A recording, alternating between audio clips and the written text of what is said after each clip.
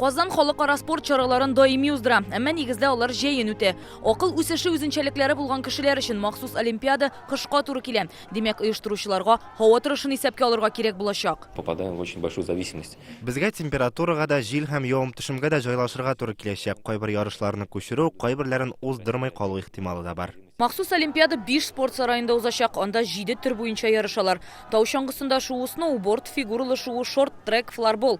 Хәзерге вакытта тынычлык бистәсендә чаңгы биатлоны өчен комплекс төзелә. Олимпиадага Казанга 106 илдән 2000 кеше килер дип көтелә. 10 спортсменов попали в основной состав сборной. Россия командасы 106 кешедән торачак. Ил җыелмасының төп составына Татарстаннан 10 кеше керде. Май айында флорбол буенча ярыш була. Анда да җыелма командага эләгәчәк спортчылар ачыклана.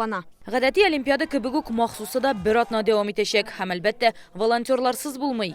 Махсус олимпиадада волонтер булырга теләүчеләрдән гаризаны 5 майга кадәр кабул итәчәкләр. Әҗәен алар белән онлайн һәм офлайн форматта әңгәмәләр көтелә. Өстенлек инглиз телен белүчеләргә. Бары тик шуннан соң гына, ягъни киләсе елда гына аларны махсус программа буенча укытачаклар һәм өйрәтәчәкләр. Әлбәттә, бар кеше өчен дә бу кирәк. Чөнки бу бит инде халыкны, балаларны алга этәрә һәм инде нинди дә булса бер юнәлеш бирә. Мондай мероприятиялар күбрәк булса иде. Казанда узачак махсус олимпиаданың төп символы Зеланд булачак. Рания Абдрахманова, Юлия Гоголева, Вадим Илларионов, Гадел Миндубаев, Яңа гасыр каналы. Көтелмәгән кунак көттереп кенә интернет челтәрләренә дә килеп җитте. Хәзер бу фильмның барлык серияларын ТНВ.ру сайтында карап була.